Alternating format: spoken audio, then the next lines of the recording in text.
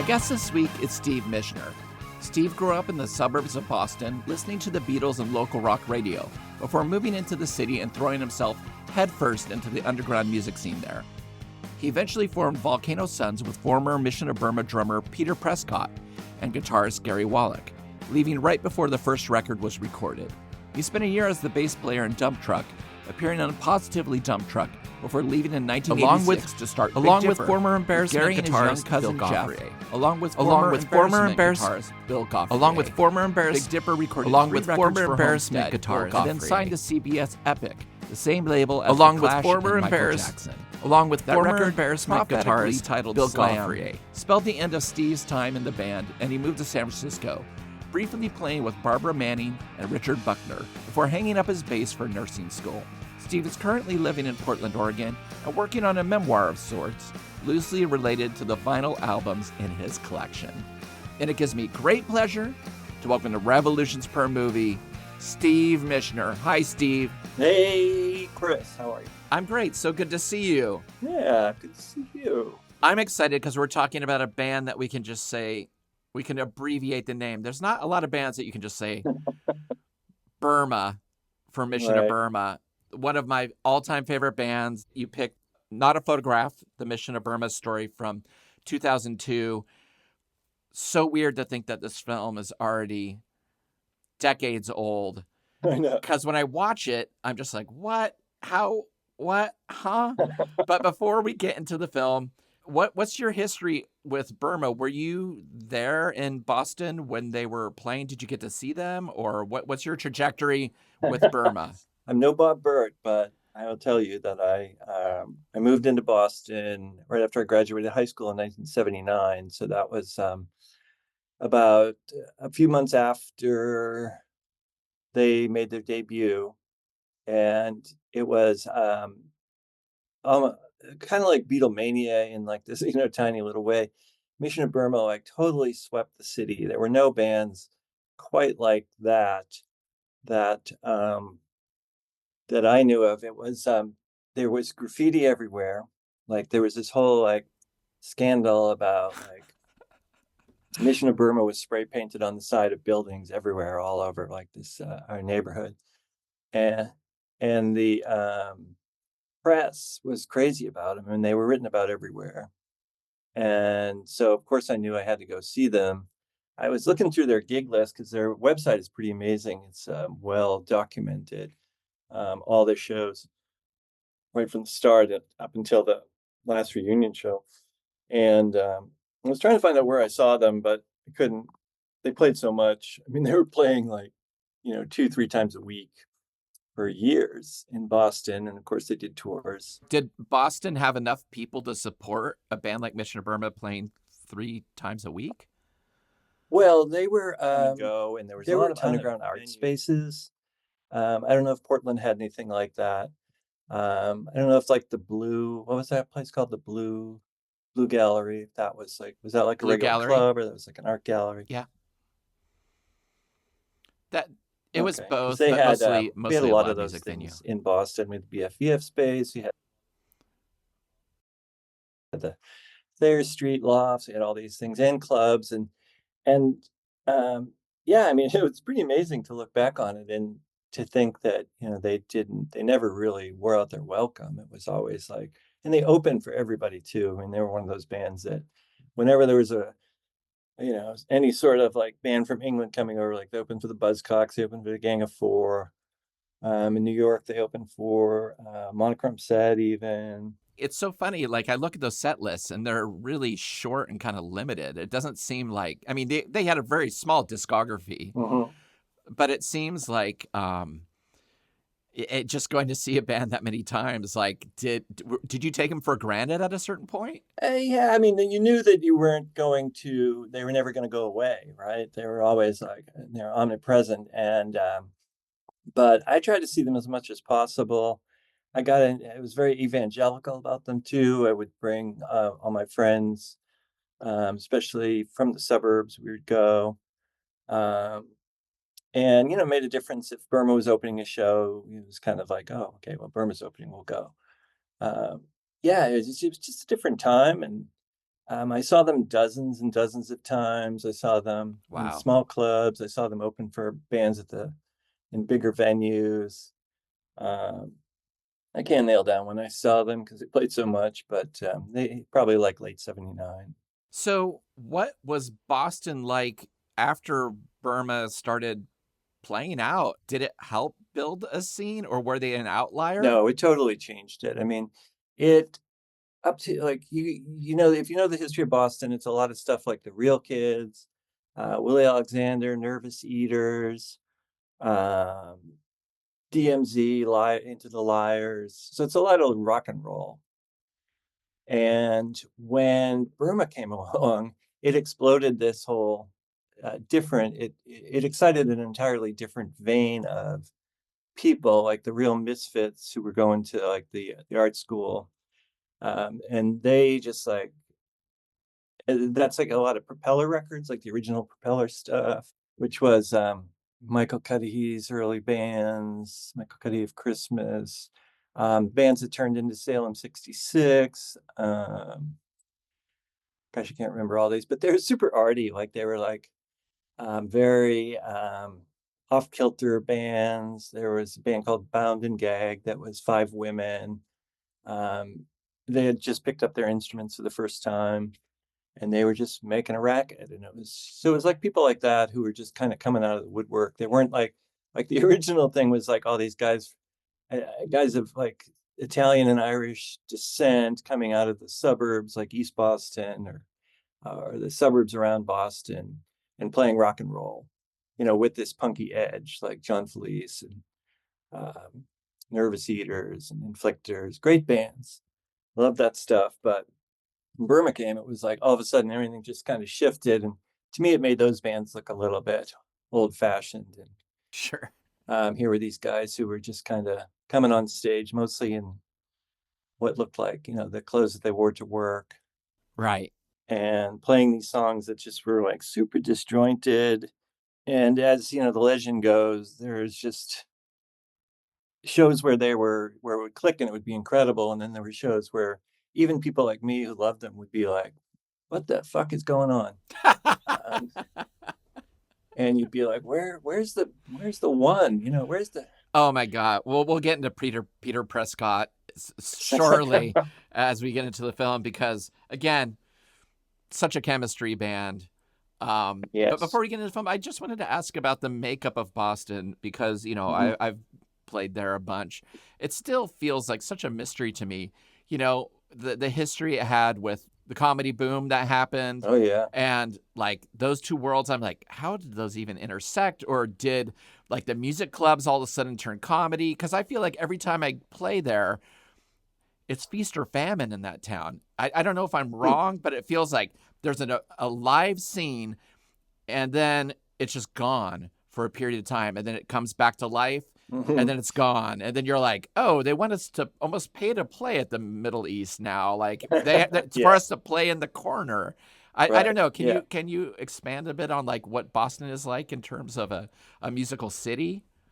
Well, I mean, I left in '90, to be honest, and although I keep in touch with people back there, I don't know if I'm the expert, but I do know there was a lull. You are the expert, Steve.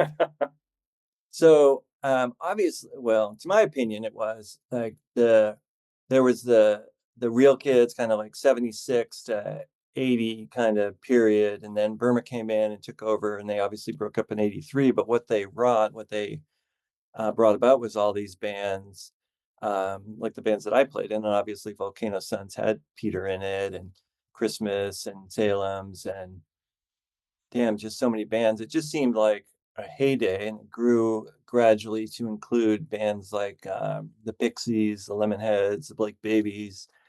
I know I'm missing one or two there. Buffalo Tom came up later. I mean, it was just a tremendous scene, and there were great clubs. I mean, everything comes down to the clubs, and that's what happens. And I think that's probably why you see a lull is that Boston became after the Big Dig finished, and they it became one of these cities where like what okay, well, just to back up, I grew up in the Boston that was kind of a downtrodden, probably economically depressed, and also full of students. And we lived in a student ghetto. So we lived in the part of town where near the colleges, it's where all the students lived, and it was cheap. It was, you lived in these gross apartments you Right. shared with 3 or 4 other people, and thousands of cockroaches. And that was like, the perfect place to start a band because your overhead was very low. Yeah, I can't even imagine what I paid for rent at some of these places, but so you had the ability to start a band and not have to worry too much. You have a day job, of course. Most of us did, but so I think that changed, and probably when the Big Dig finished and Boston started to get really gentrified, and I go back now and I don't even recognize the city. It's just shiny and bright now, and it used to be so like seemingly dark and dull. So I think it's harder for clubs to exist because I know a lot of even clubs recently that we played in were kicking around, but they lost their lease because couldn't Wow. afford the rent. And I just got it in. Yes, you're still the expert. It says you passed the test. Well, the film is interesting because, like I said, it took place in 2002. Most of the film, it's very short. It's like barely over an hour. And in a way, if you're a Burma fan, it can be a little frustrating because the top half of it, which is how they started, some early footage, it's just really brief. There's no look into like the recording of verses or Right, the right. EP. It's like it's really mostly trying to get up to speed with the reunion. But I wanted to slow down a bit to talk about that early period before we get into the reunion. The band basically started from a band called the Moving Parts, Right. and that was like late 70s. Had Yes. you heard about them? Yeah. I mean, the great thing about Boston was you had the Phoenix in the real paper, 2 weekly, like alternative rags, and you would get it every Wednesday or Thursday and then go through the band listings. Uh-huh. And it was just like a little fantasy game, it's like the Village Voice, on a lesser scale, of course, but it would be like, okay, who are we going to see on Monday? Who are we going to see on Tuesday? Who are we going to see on Wednesday? Oh, moving parts. The moving parts were kind of um, probably broken up by the time I got there, but they're Legend and the Moles, and they were tied into like the band like the Girls. Have you heard the Girls? I haven't. So the Girls were like the original kind of like avant-garde Boston, um, out of their minds, like five nerdy guys. It was kind of like Devo, kind of like without the Devo stuff, but kind of like very influenced by Pere Ubu, Okay. but also punk and art rock. And they have an incredible single that they put out called Jeffrey, I Hear You, which I recommend to everybody. It's really one of the most, it's like seminal piece of like art punk. And that was even before Burma. Yeah, so the Moving Parts though had this reputation. So Eric Lindgren, who is the leader of the Moving Parts, um, was, and even still when he later joined up with Roger and Birdsongs of the Mesozoic. Oh, okay. And so they were buddies.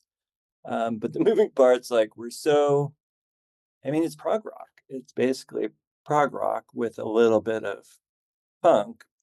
But if you see that clip in the movie, it's Yeah, just hilarious. It's like it Eric's is. wearing this like, scarf wrapped around, and Clint and Roger have this like mullets, the kind of the beginnings of punk rock, but still with the mullet. Yeah, longer Ramon kind of look. Right. And the Malls, Peter's band, I never saw them either, but heard stuff by them, and they had a bassoon player. So Of that's all course. you really need to know about that. No, it's very sweet in the film. They have a little bit of footage, and Roger came from Ann Arbor, and was all about free jazz, and Clint is like, well, he was a hippie. Like he walked in and he was still wearing like hippie clothes and Right. But that's probably like an Ann Arbor thing, right? Because I mean, Roger's brain, if you talk to Roger and you hear him, he and his brothers were like super tuned into, um, they're a little older, like he's older than the other guys in the band and older than us by a few years. So he got to see like Stooges and MC5. I mean, he was around then. So he was very informed by that, but I think like his brain works in such a musical brain works in a way that he wants things to be complicated and in some ways doesn't Yes. like and you can hear that in all his Burma songs, or most of his Burma songs. Yeah. It's very sweet too because, you know, he does that thing that it's a Genesis story. Two people meet and they kind of have a kinship because they're dancing the same way Right. to a Ramones record that's being played in an apartment. And then we're speaking the language. And then a band forms, you know? And, you know, it's really also a very telling thing. This happened to you too, with someone in Burma, which is interesting, is the split. Like, we're leaving to do our own thing. You know, we're going to do this new band. We're leaving Eric and the moving parts. And we're just, you know, our connection with our material, we're wanting to go this way into space. You're going more traditional. See you later. Yes. Yeah, no, and the hilarious thing is the story of them trying out Peter and like looking back, and it's like, I can't believe that we made him try out like 3 or 4 times. Yeah, and was the only one who could flip the beat in Max Ernst. You know, like Yes. no one could flip the beat, which is one of my favorite things about Burma is when they do that. But I want to talk about Peter Prescott for a second. Yeah. Getting those Burma records where he's playing just outside of everything, and then Hmm. he kind of comes in. So when you saw them, you know, I'm assuming these records were trying to capture their live sensibility, and whether they did it or not, I don't know, because I never saw them back in the day. Hmm. You talking about trying to find the one in a song was one of the things that made me love Mission of Burma and made them stand out from like a band like Gang of Four, who were always on the one, right? Right, right, You right. know, like they had a groove and the other instruments were disjointed, you know, like the guitars and stuff. But here you have the drums being an equal part of the cacophony. You know, with a different drummer, this would have been such a different band. Yes, no, very lucky. I mean, Pete had a very long history of playing in bands. As a young teenager in the suburbs, he played in a lot of cover bands. So he was very schooled by the time that he hit Boston. Um, I mean, I think that's what makes Burma great is that there were three people. I mean, you listen to Clint, and Clint's playing too is, often holding the band down, but he came out of a Connecticut funk scene. He was in a funk band uh, all during high school. So he played in this biracial funk band. And of course, Roger was playing with his brothers in Destroy All Monsters. And um, so, yeah, I mean, it's trying to think of like other bands that are like that. It's like three like very strong players coming together and but when that happens, it creates something so unique. And of course, that was what Burma was, and that's what made them great. And it's also what made them confounding sometimes. And I think even Mark Cates says in the movie that it's like some days they would just be like, what's going on here? But that was great because you never knew what you're going to get, and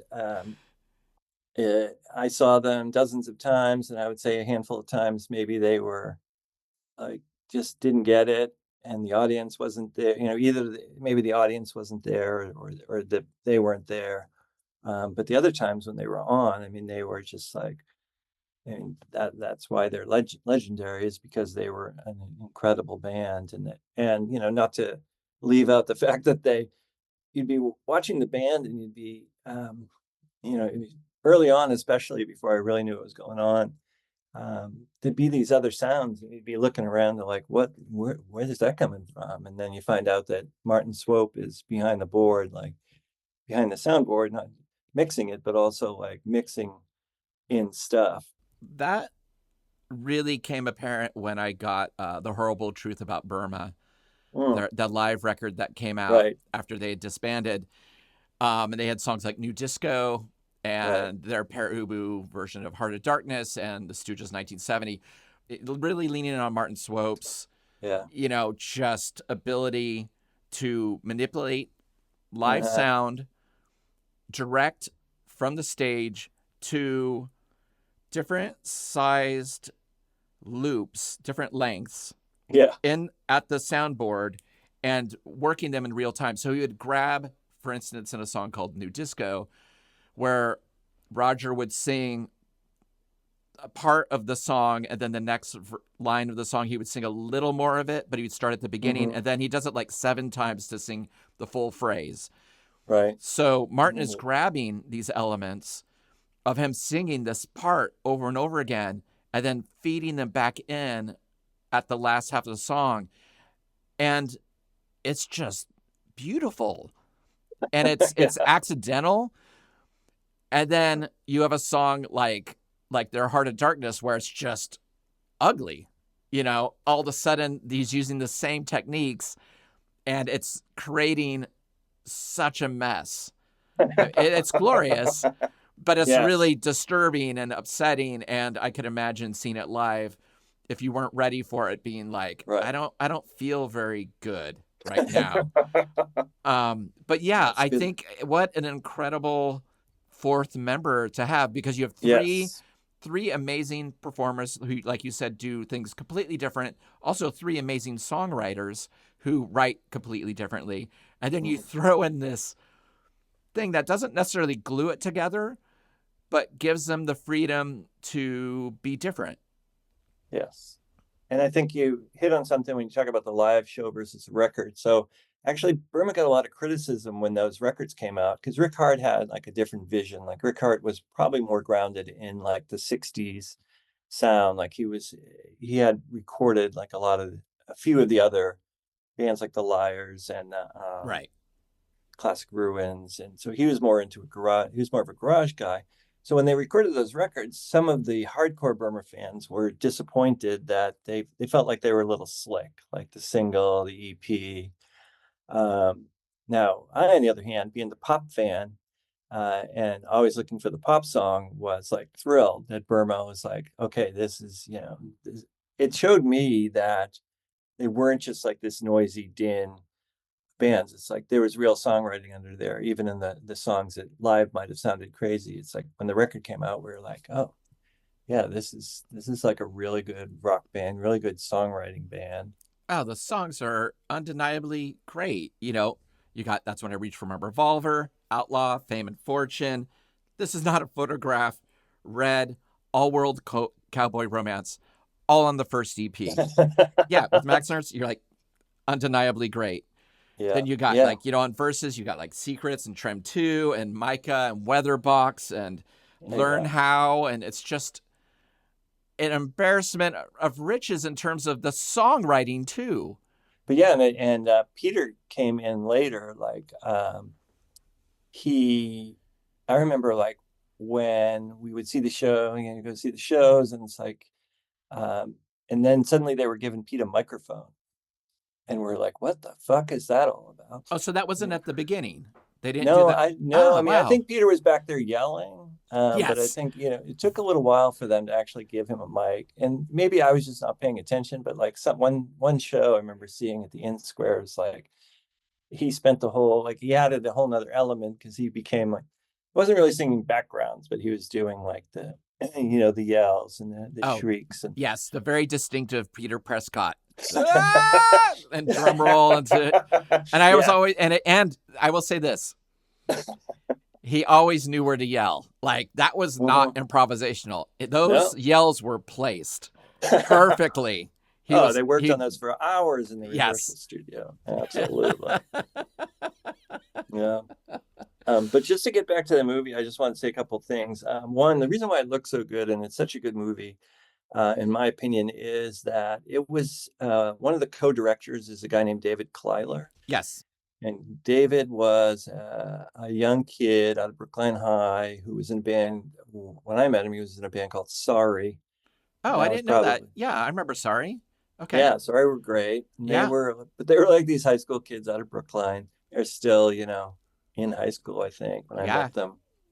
And then we became friends with them in Volcano Suns. And David's father was a really interesting guy. He was a film buff who taught film, put on like guerrilla showings of movies. He would like rent or like somehow get hold of like these prints of movies that weren't being shown in the theaters, like outsider stuff, art stuff, like and Boston had a pretty good scene too for that. They had the Brattle and the Harvard Square and the Coolidge Corner repertory theaters, but David had even stuff that was outside of that, and he would put on these like salons, and he would like invite people over and his friends, um, Wow.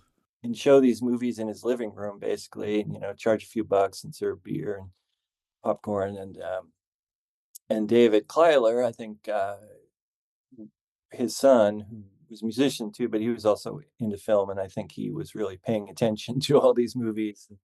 I'm sure he went to film school. I lost touch with him. I saw him at one of the Burma reunions before. I think it was even before this movie came out.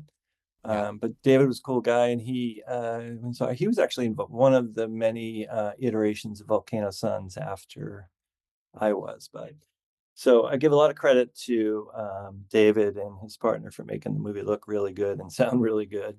Yeah, and his partner worked on a bunch of Errol Morris stuff, so it Oh, makes a okay, lot of okay, sense. Like patience with documentary filmmaking, part of the scene, like built in like a Boston native.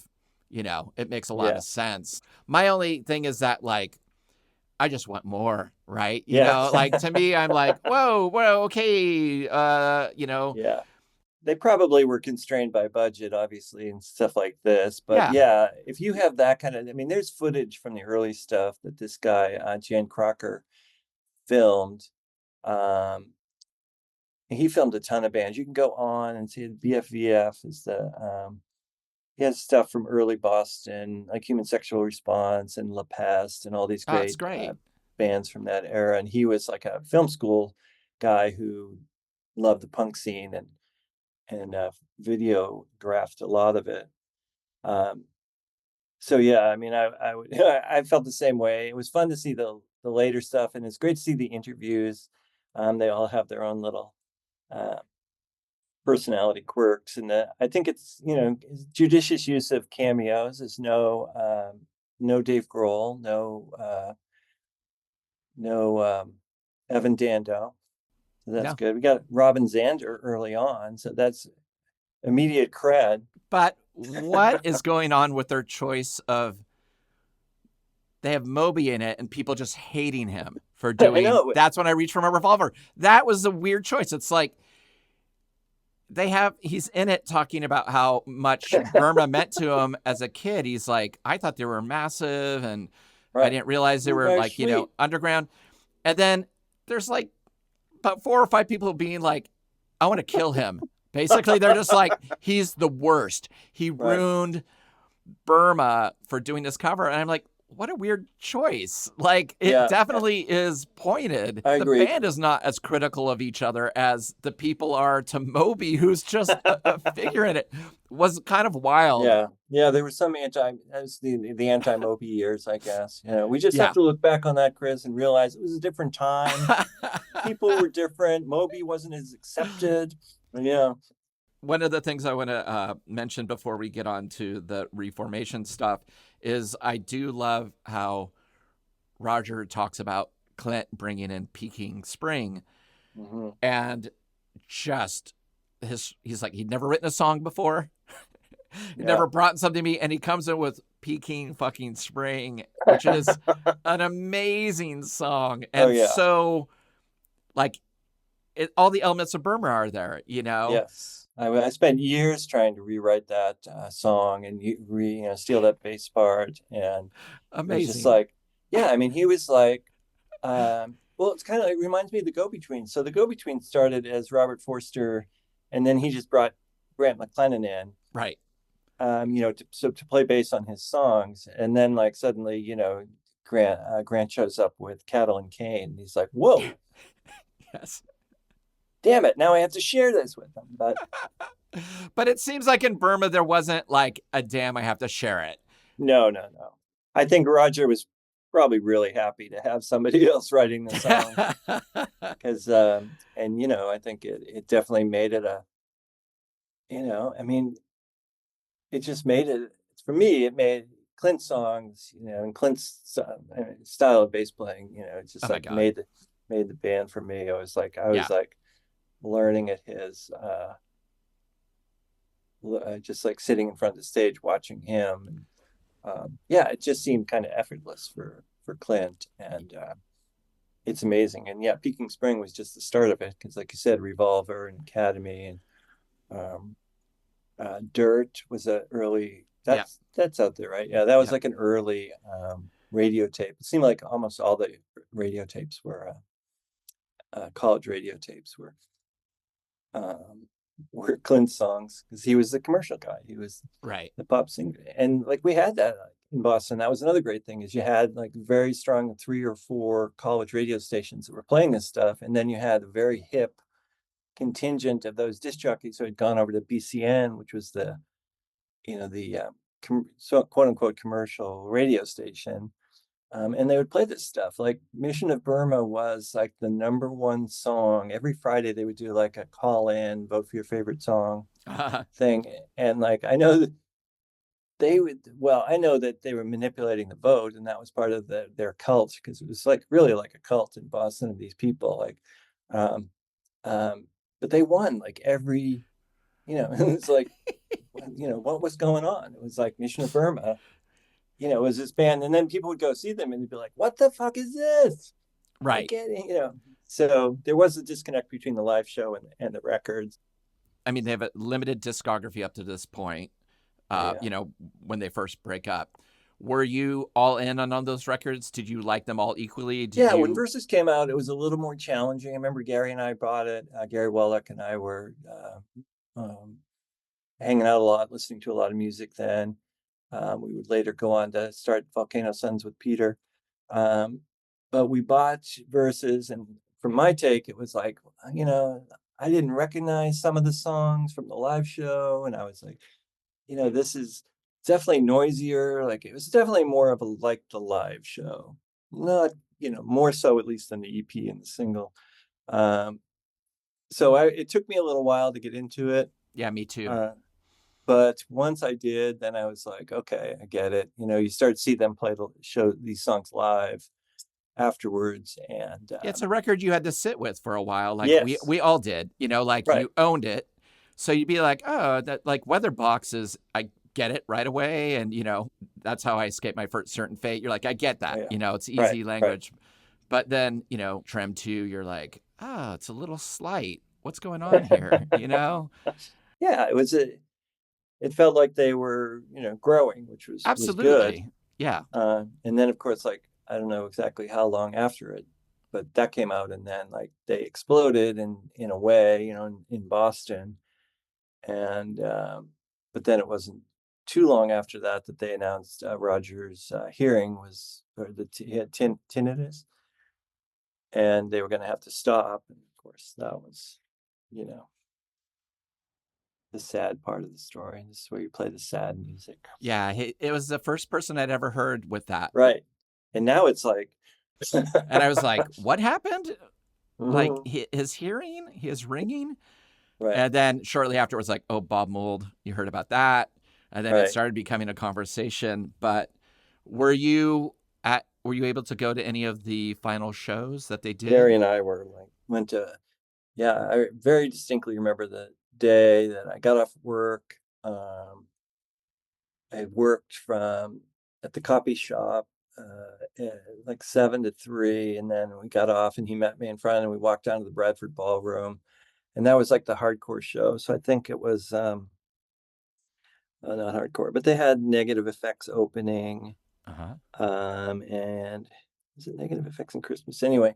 Um, it was mostly young kids, and it was a real hardcore contingent because it was the all ages show. Right. They did 2 going away shows at the Bradford, which was this big ballroom. Gary and I were just like in heaven. I mean, in heaven, but also, it was a bittersweet event. But I mean, you couldn't help but be happy because they were it was like the best show you could imagine because it was career spanning. We played some covers that they had never played. They brought Martin up, played Kink song, Oh, wow. and then we went to dinner, and then we came back for the evening show, and yeah, it was it was like going to church and going to university, and we came out of it just like, okay, yeah, this is we're gonna do this. We'd been in and out of like little bands, and um, but this was like, okay, we really got to get serious about this because now Burma's gone, and we gotta, someone's gonna have to fill the gap, and yeah, it was. I mean, you can see that that's like the other thing. It's like I almost went with like the Bradford shows because they are available, I think, through Matador, um, as video that you can buy, or at least when people sold DVDs. Yeah, I had the VHS at the store. That was the Okay. abbreviated version of it. It wasn't the Oh, full okay. night. Right. And you can see it on YouTube. You can see at least I know you can see at least the daytime show. But that was incredible too, because they were just playing their hearts out for that. Yeah, amazing. Well, I wanted to ask you about this. Burma's done. You and Gary are deciding like we need to do something about this. We need to start getting serious about making music. Uh-huh. How did you approach Peter? Did you know him at all? Or, No, we didn't know any of the guys. We didn't really have a plan to approach Peter. It's a funny story because Peter, uh, I think, I think right after that show, Gary and I put up a bunch of flyers in the music stores, which is what you did if you wanted to start a band in Boston. You go to like Music Man in Allston or the bigger shop downtown, and you posted your little thing, and you had your little, what are your influences? And I think ours said like Mission of Burma, Buzzcocks, uh,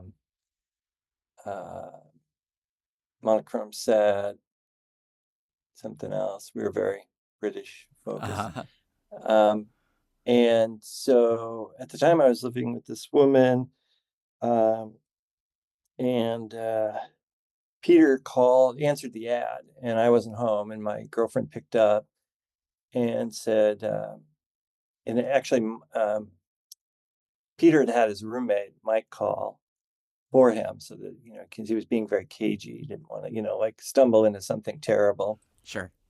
So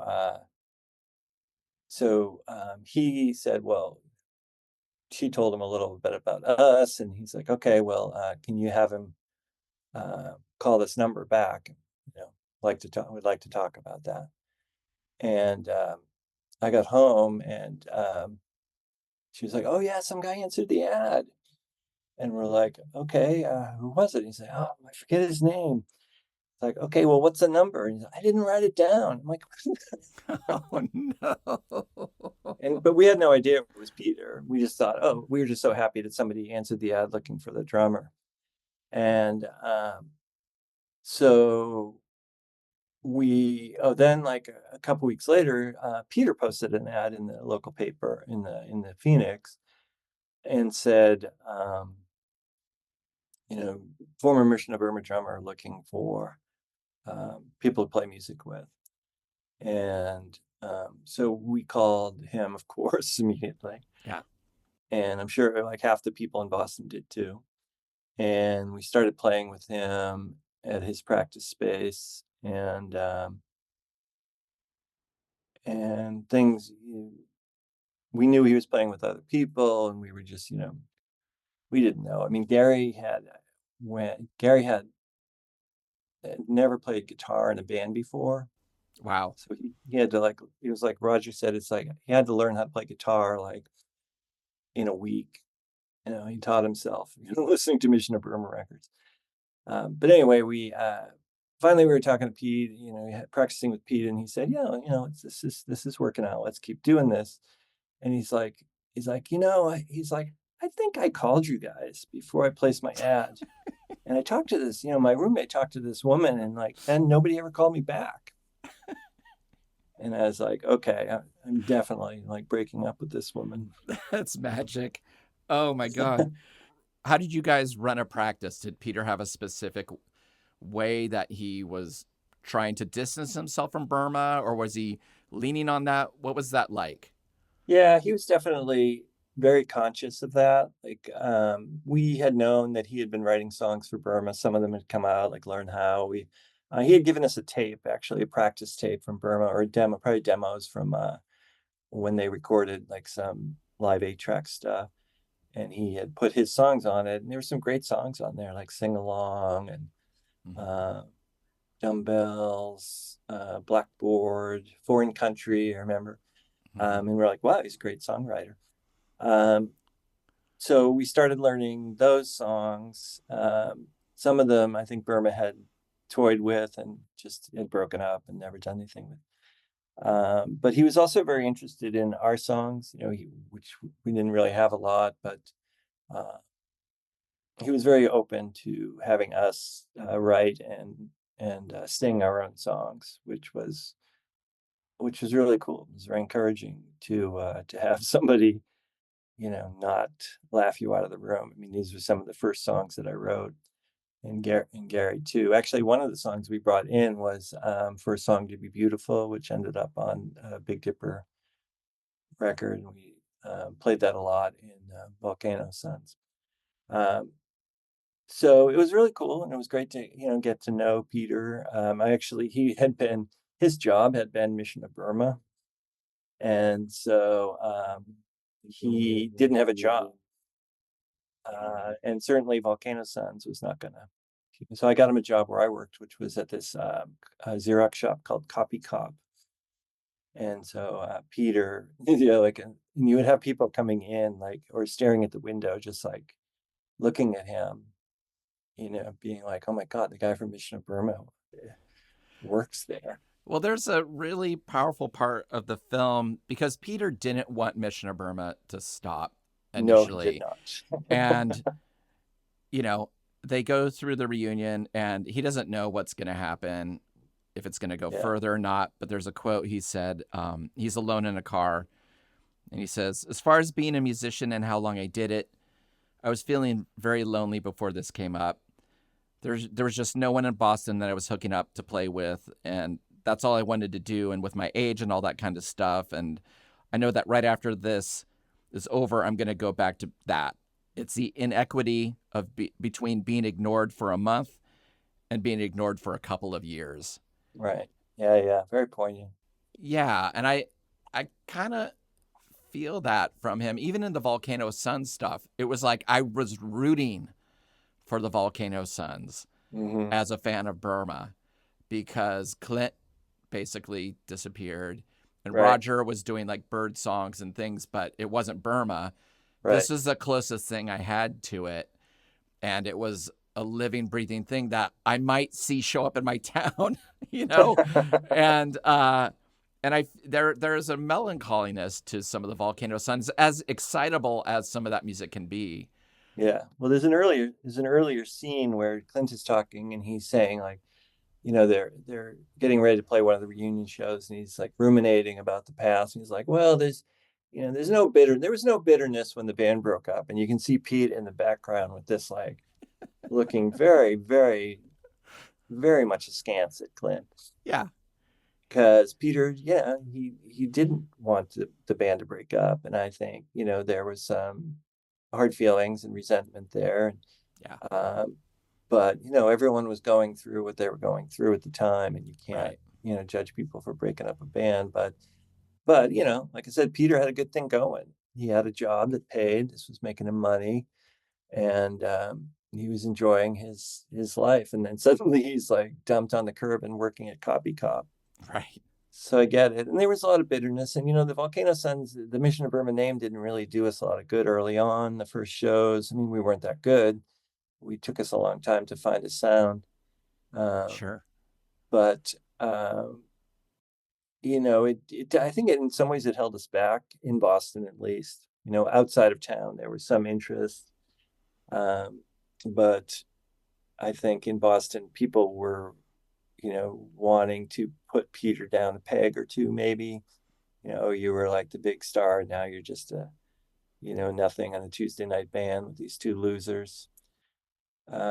So, yeah, I mean, it was hard shoes for us to fill. I mean, for me to step into what was essentially the Clint, the Clint Conley role was like, yeah, that was not easy. But yeah, I think eventually we got to a point where we had a sound and we were playing well together, and we made tons of demos, and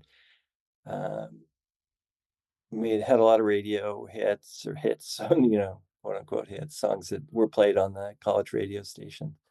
And it was going in a good direction. But then Gary just decided that after like a year and a half, he was fed up with, and he was in college, he was young. He was very young. He was just like 18 or 19 when the band started. oh, wow. And I don't think he wanted to,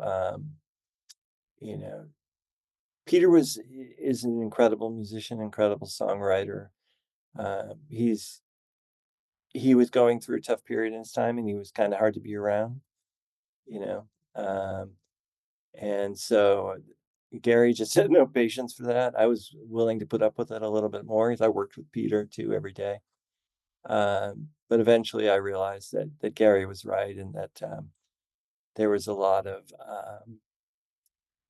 things that Peter was working out, and it's like I didn't want to be around it at that point, and yeah, it took a lot for me to like say, okay, well, I finally, like, after years of being, the doofus from the suburbs, standing in the back of the club watching these bands, to being on stage with one of my musical heroes, to like say, okay, well, I'm not gonna do this anymore. It's not fun.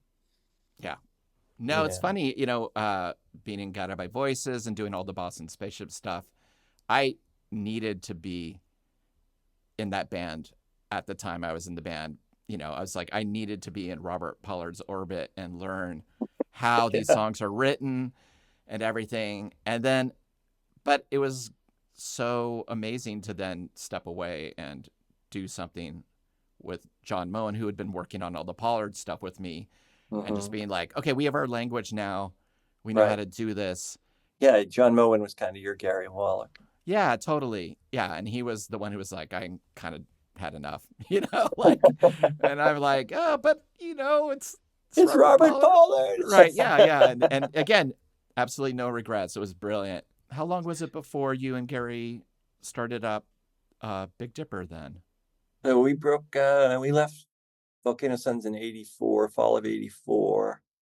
And then Gary went back and finished college. He graduated from Emerson, I think in '85,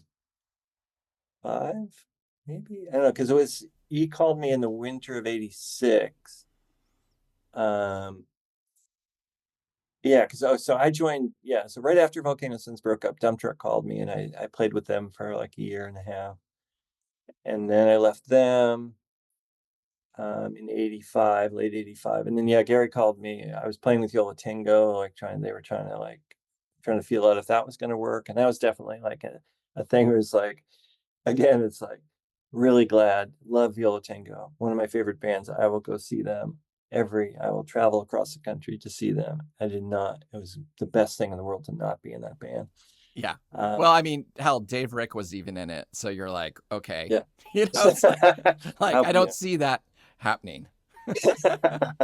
And of course, I always tell James when I see him, it's like, you're the reason why they're successful. It's like, you're like the glue, you're the guy who made this all come together.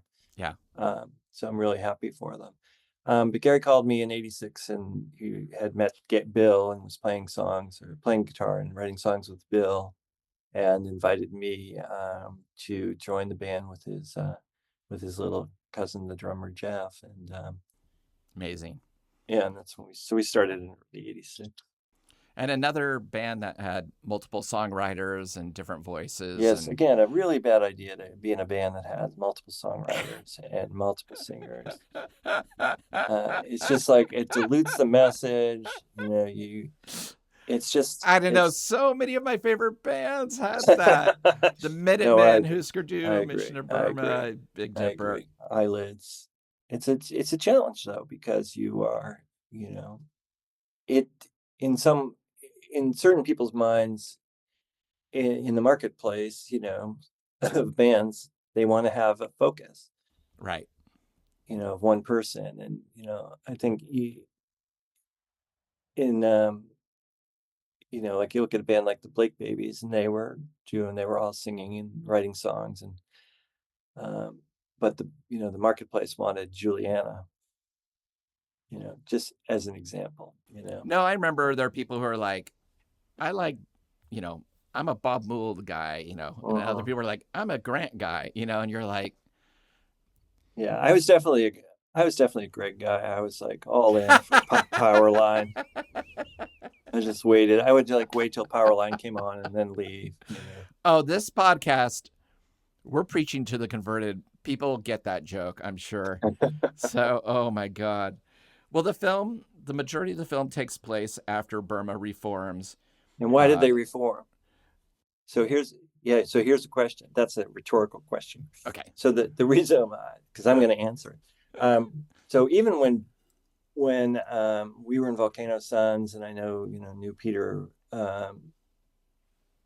through the years, like they were always getting offers. Like this was always like, oh, we'll give you $10,000 to play one set, and none of them were interested, because obviously Clint was off raising a family.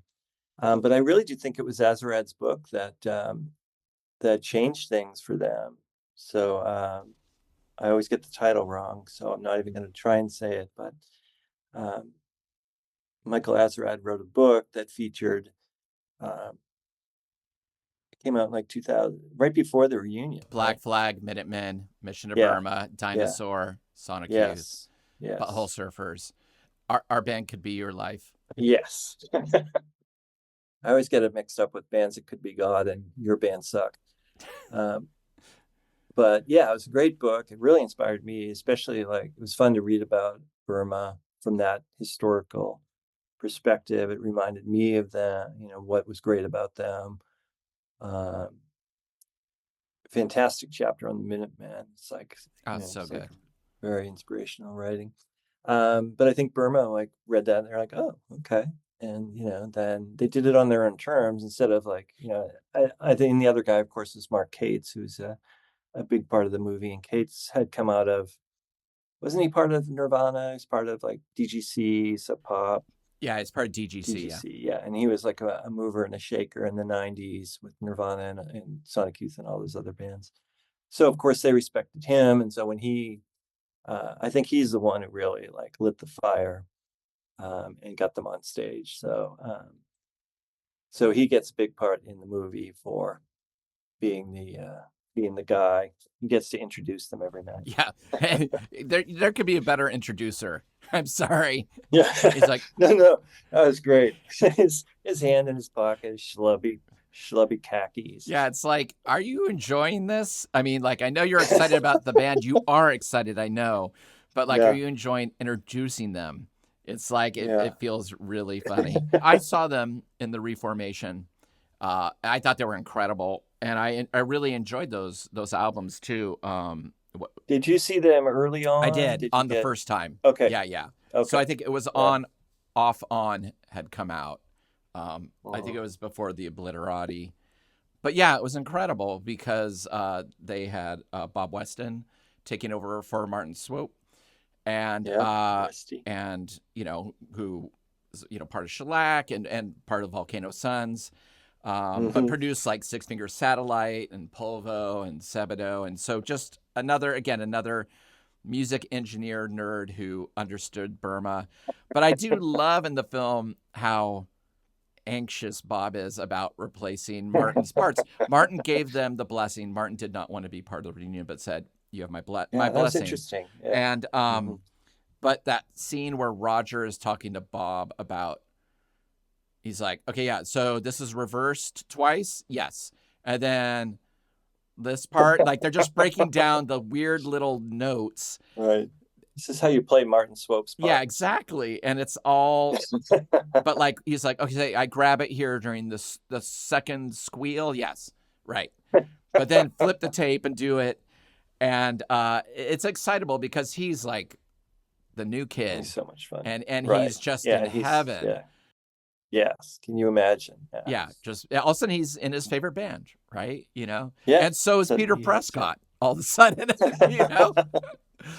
Yeah. Peter is as happy as a pig in shit, and all this stuff is happening to him. And yeah, I do love that part about the thing. And so like they each like fill each of the people in the band fill like a part, a place in the movie. And Clint is just like this kind of like, oh, yeah, this happened, I guess. One day I was doing this, and now I'm doing this. And Roger is like intellectualizing it, and in a way, or just like, I mean, for Roger, it's just like another thing he does because he probably bounces from musical thing to musical thing. So he's like, oh, okay, do this. But Peter was like the in-house philosopher, and really just trying to, like almost confessional and Yeah. honest, and trying to put it into perspective. I love the thing where he's like, and they, as people offer us money, and I'm always broke. Great line. Yes. Because he always was. Yeah, he's like, I'm the guy at the record store who buys the used records. He's like, I'm that guy, Which is actually, you know, to be, it might not be like producer of a TV show, but it is a pretty cool job to know all that stuff, to have that knowledge, and to be able to like. I always have a lot of respect for these people who are like, buying records. It's like people who buy clothes, and it's like, what do you know that I don't know? Oh yeah, and Peter's opinionated. I'm sure he's like trying to turn people on this stuff, and yeah, it's. Oh yeah. He'd be the clerk that I'd be scared to go buy my stuff from. Maybe be a little judgy, but then if you get the nod, you wouldn't need to sleep for a week. Right. And we all need that person in our lives. There's some story like some guy said, I don't know where I read it, but like he had he had inherited a bunch of records like from his girlfriend or something, or somehow ended up with like doubles of like a ton of this stuff. And someone that was in the scene, musician, and he sold a bunch of like stuff like Wire and like Buzzcocks, like really good, like solid stuff. And like Peter saw him at a club later and said like, hey, are you okay? Is everything all right? Like, and he's like, yeah, why? He's like, because you're selling, are you okay? Because you're selling these records that are like Godhead. So Peter was like, for him, it's like, the music is so important that you would never sell anything like that. Right. Yeah. No, I mean, yeah, if a copy of Singles Going Steady passes through, yeah, that's not a good sign. Right. It is good to check. What's going on? What's going on with you, son? Again, this film is very short. So again, it is a lot of them learning how to practice, getting stuff together in terms of a set list that they all feel comfortable with, relearning the songs, correcting each other.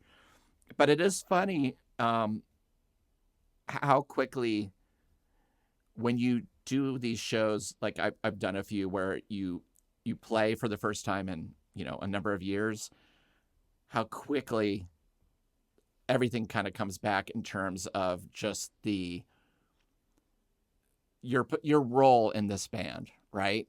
Right. And how quickly Clint is over there doing his shapes, Roger's throwing the same shapes over there on stage with his guitar, and like Peter's screaming. It's like, it's like, it's back and the sound is there. Yeah.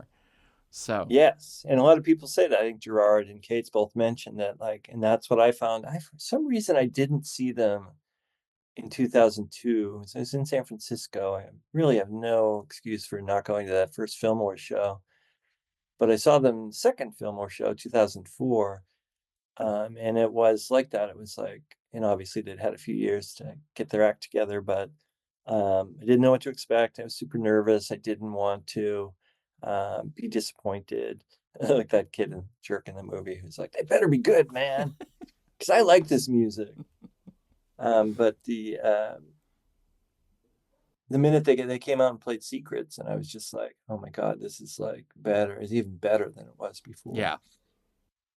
And then I saw them right before, I guess, they stopped playing together. They came back to Doug Fir here in 2013, 12, 13, 14, somewhere in there.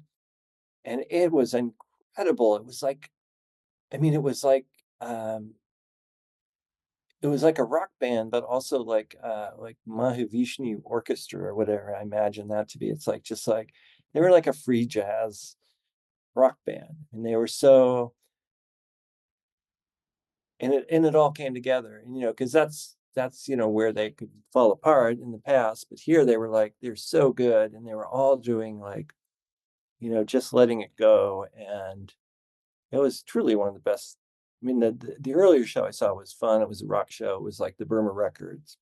But this was like a band that was like, wow, this is, you guys have reached a level of like playing together that in the last 12 years that is just amazing.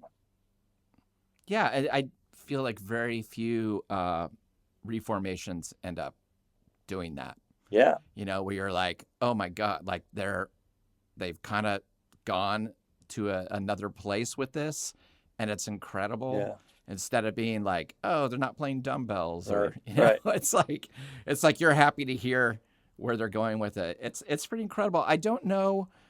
I know that they disbanded in 2019, and they basically said they have no more plans to do this again. I Right. don't know why. I'm assuming maybe, hearing and, I have no idea. But that that it is a closed chapter is it still makes me a little sad because I'm just like, keep it open. Maybe there's something amazing Yeah. when you're in your 70s, and your Yeah, 80s. no, I wouldn't be surprised.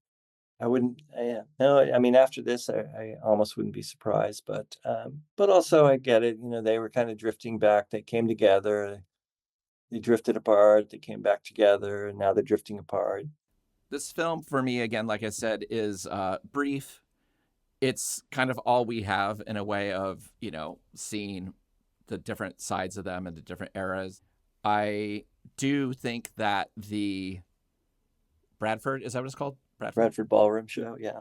I do believe that the Bradford Ballroom shows would be almost the better place to start if you don't know Burma in a way, Mm-hmm. because I just think just seeing a band with that much power, with so many good songs, doing their weirdness on stage, Mm-hmm. because they had songs. They were amazing songwriters that were weird.